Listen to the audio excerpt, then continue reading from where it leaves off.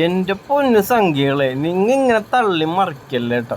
എന്ത് കഷ്ടവും നോക്ക്. ഒന്നില്ലെങ്കിൽ നിങ്ങൾ ഈ നുണകൾ പറഞ്ഞ് ഇല്ലാതാക്കാൻ ശ്രമിക്കുന്നത് നിങ്ങളുടെ സംഘപരിവാർ ഫാമിലിയെ തന്നെയാണ് അല്ലേ? 1955 നോസ്ട്രഡാമസിൻ്റെ ആ പ്രവചനം സത്യമോ? 2014 മുതൽ 2030 വരെ ദൈവതുല്യനായ ഒരു മനുഷ്യൻ ഇന്ത്യയെ നയിക്കും. ഇന്ത്യയെ ലോകത്തിലെ ഒന്നാമത്തെ രാജ്യമാക്കി അദ്ദേഹം മാറ്റും. പ്രവചനം 1555 നടത്തിയിട്ടുള്ളത്. പൊന്നളിയാ, എനിക്ക് ഹാർട്ട് അറ്റാക്ക് പോലെ. നിനക്കിട്ടാൻ തരാമണി. മോദിയെ ആരെങ്കിലും എതിർക്കുകയോ വെല്ലുവിളിക്കുകയോ ചെയ്തിട്ടുണ്ടോ? അവരെല്ലാം ലോക രാഷ്ട്രീയത്തിൽ നിന്നും ഇന്ത്യൻ രാഷ്ട്രീയത്തിൽ നിന്നും ഇല്ലാതായിട്ടുണ്ടോ? ആ വിദേശ രാജ്യങ്ങളിൽ Barak Obama, Biden, American justice, Canada, Ibrahim, Pakistan, ഇന്ത്യയിൽ തമിഴ്, മമതാ ബാനർജി, ബംഗളൂരു, പിണറായി വിജയൻ, അങ്ങനെ പോകും. മോദി ഒരു അസാധാരണ മനുഷ്യരല്ല. ഭാരതത്തിന് എപ്പോഴും ആപത്ത് സംഭവിച്ചിട്ടുണ്ടോ അപ്പോഴെല്ലാം ഭാരതത്തിൽ ഓരോ ദിവ്യപുരുഷന്മാർ മനുഷ്യരൂപത്തിൽ അവതാരം എടുത്തിട്ടുണ്ട്. ദൈവമേ, കലിയുഗത്തിൽ വീണ്ടും 2010 മുതൽ മോദി, അമിത്ഷായും യോഗിയും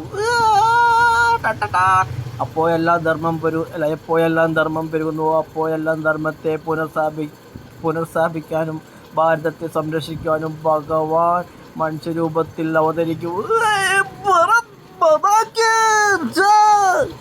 ഏതായാലും നമുക്ക് ഈ തള്ളു പൊളിച്ചെടുക്കേണ്ട കളിയാ. അങ്ങനെ വിടാൻ പറ്റില്ല.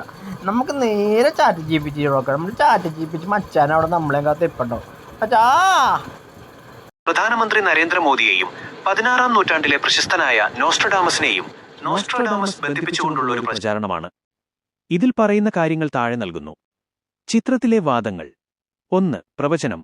1555 നോസ്ട്രഡാമസ് ഒരു പ്രവചനം നടത്തിയിരുന്നുവെന്നും അതിൽ 2014 മുതൽ 2030 വരെ ദൈവതുല്യനായ ഒരാൾ ഇന്ത്യയെ നയിക്കുമെന്നും പറയുന്നു. 2. വിഷയം. അദ്ദേഹം ഇന്ത്യയെ ലോകത്തിലെ ഒന്നാമത്തെ രാജ്യമാക്കി മാറ്റുമെന്നും ഇതിൽ അവകാശപ്പെടുന്നു.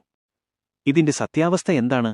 സത്യം പറഞ്ഞാൽ ഇതൊരു വ്യാജ പ്രചാരണമാണ്, ഫേക്ക് ന്യൂസ്. ഇതിനെക്കുറിച്ച് നിങ്ങൾ അറിഞ്ഞിരിക്കേണ്ട ചില കാര്യങ്ങൾ. അങ്ങനെയൊരു പ്രവചനമില്ല. നോസ്ട്രഡാമസിന്റെ കൃതികളിലോ ലെസ് പ്രോഫറ്റീസ് രേഖകളിലോ ഇന്ത്യയെക്കുറിച്ചോ മോദിയെക്കുറിച്ചോ അല്ലെങ്കിൽ 2014 മുതൽ 2030 വരെ എന്ന കാലഘട്ടത്തെക്കുറിച്ചോ ഇത്തരമൊരു പരാമർശമില്ല. വർഷങ്ങൾ മാറിയുള്ള പ്രചാരണം. മുൻപ് ഇതേ സന്ദേശം 2014 മുതൽ 2026 വരെ എന്ന രീതിയിൽ പ്രചരിച്ചിരുന്നു. ഇപ്പോൾ അത് 2030 വരെ എന്നാക്കി മാറ്റിയെന്ന് മാത്രം.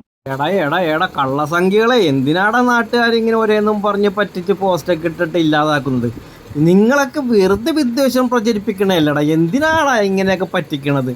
ഇപ്പം ചാറ്റ് GPT, AI സാങ്കേതികവിദ്യ വളർന്നൊന്നും അറിഞ്ഞില്ലടാ നാറികളെ നിങ്ങളൊക്കെ. 2026 വരെയുള്ളൂ, 2030 വരെ ആക്കിയെന്ന്. അത് 2050 വരെ ആക്കാറുന്നില്ലടാ നിനക്കൊക്കെ കാടുള്ള കഴിവേരുടെ മക്കളെ.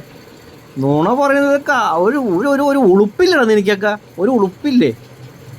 ഉള്ള നാറികൾ ഇല്ലാത്ത കഥകളൊക്കെ പറഞ്ഞ് പറ്റിച്ച് നാട്ടിൽ കലാപം ഉണ്ടാക്കാൻ വേണ്ടി. എന്താടാ ഇതൊക്കെയാണടാ നിൻ്റെയൊക്കെ ധർമ്മം എന്നൊക്കെ പറയണത്. വൃത്തിയേട്ട സംഖ്യ മനസ്സ്.